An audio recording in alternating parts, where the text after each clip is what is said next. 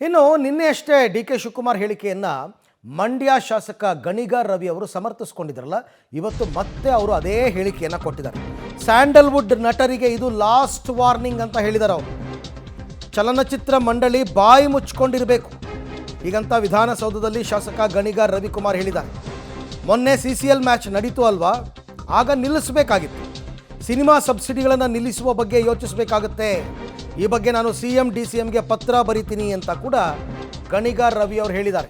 ಅಂದರೆ ನಿಮಗೋಸ್ಕರ ನಾವು ಕಾರ್ಯಕ್ರಮಗಳನ್ನು ಮಾಡಿದಾಗ CCL ಅಲ್ಲ ಮತ್ತೊಂದಿಲ್ಲ ಯಾವುದೇ ಇದ್ರೂ ಕೂಡ ನಿಲ್ಲಿಸಿ ಬರಬೇಕು. ಆ ರೀತಿಯಾದಂತಹ ಸ್ಟೇಟ್ಮೆಂಟ್ ಗಣಿಗಾರ್ ರವಿ ಅವರು ಕೊಟ್ಟಿರ್ತಕ್ಕಂಥದ್ದು. ಎಲ್ಲರಿಗೂ ಸೇರಿದಂತೆ ಅವರು ಮಾತನಾಡಿದ್ದಾರೆ. ಮುಖ್ಯಮಂತ್ರಿಗಳಿಗೆ ಉಪಮುಖ್ಯಮಂತ್ರಿಗಳಿಗೆ ಪತ್ರ ಬರಿತೀನಿ. ಇವರು ಸಬ್ಸಿಡಿ ಏನು ಸಿನಿಮಾ ರಂಗಕ್ಕೆ ಕೊಡ್ತಾ ಇದ್ದೀವಿ, ಆ ಸಬ್ಸಿಡಿ ಅದನ್ನು ಪರಾಮರ್ಶಿಸಬೇಕು. ನರಸಿಂಹಲು ಆಂಧ್ರದಿಂದ ಬಂದಿರೋ ವ್ಯಕ್ತಿ ಡಿ ಕೆ ಶಿವಕುಮಾರ್ ಅವರು ರಾಜಕೀಯ ದರ್ಪದಿಂದ ಮಾತಾಡ್ತಾರೆ ಅಂತ ದುಡ್ಡಿನ ದುರಾಂಕಾರ.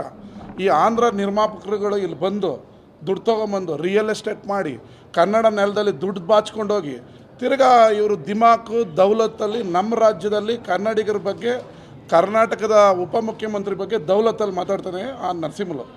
ಅವನಿಗೆ ಇಲ್ಲಿ ಚಲನಚಿತ್ರ ವಾಣಿಜ್ಯ ಮಂಡಳಿ ಕೊಟ್ಟಿರೋದೇ ದೊಡ್ಡ ವಿಚಾರ. ಇವರೆಲ್ಲ ಪರಭಾಷೆಯಿಂದ ಬಂದು ಇಲ್ಲಿ ಒಂದೆರಡು ಸಿನಿಮಾ ತೆಗೆದು ಈ ದುಡ್ಡನ್ನು ದೋಚ್ಕೊಂಡು ನಮ್ಮ ಬಗ್ಗೆನೇ ಮಾತಾಡ್ತಾರಲ್ಲ. ಮತ್ತು ಇವ್ರಿಗೆ ಬುದ್ಧಿ ಕಲಿಸ್ಬೇಕಾ ಬೇಡವಾ? ಯಾವ ರಾಜಕೀಯ ದೌಲತ್ತಿಂದ ಮಾತಾಡಿದ್ರು? ಕನ್ನಡದ ಭಾಷೆ ಕನ್ನಡದ ನೆಲ ಬಗ್ಗೆ ಕರೆದ್ರೆ ಇವ್ರುಗಳು ಬರಲ್ಲ. ಏನು ಮಾಡ್ತಾಯಿದ್ರು? CCL ಮ್ಯಾಚ್ ಆಡ್ಸೋಕೆ ಬಿಟ್ಟಿದ್ರಲ್ಲ ಮೊನ್ನೆ. ಏನು ಮಾಡ್ತಿದ್ರು ಚಲನಚಿತ್ರ ವಾಣಿಜ್ಯ ಮಂಡಳಿಯವರು? ಇಲ್ಲಿ ಚಲನಚಿತ್ರೋತ್ಸವ ಬರ್ತಾಯಿದೆ, ನಿಲ್ಸಯ್ಯ ನಿಮ್ಮ CCLಗಳನ್ನ, ಬನ್ನಿರಿ ಮೈಸೂರಿಂದ ಬೆಂಗಳೂರಿಗೆ ವಿಧಾನಸೌಧದ ಮುಂದೆ ಅಂತ ಹೇಳೋ ತಾಕತ್ತು ದಮ್ಮಿಲ್ವಾ? ಮಾತಾಡ್ತಾರಲ್ಲ ನಮ್ಮ ಬಗ್ಗೆ. ಬಾಯಿ ಮುಚ್ಕೊಂಡಿರೋ ಕೇಳಿ ನಿಮ್ಮ ವಾಣಿಜ್ಯ ಮಂಡಳಿ ಅಧ್ಯಕ್ಷನ. Last warning D K Shivakumar ಅವರೆಲ್ಲ ಕೊಟ್ಟಿರೋದು.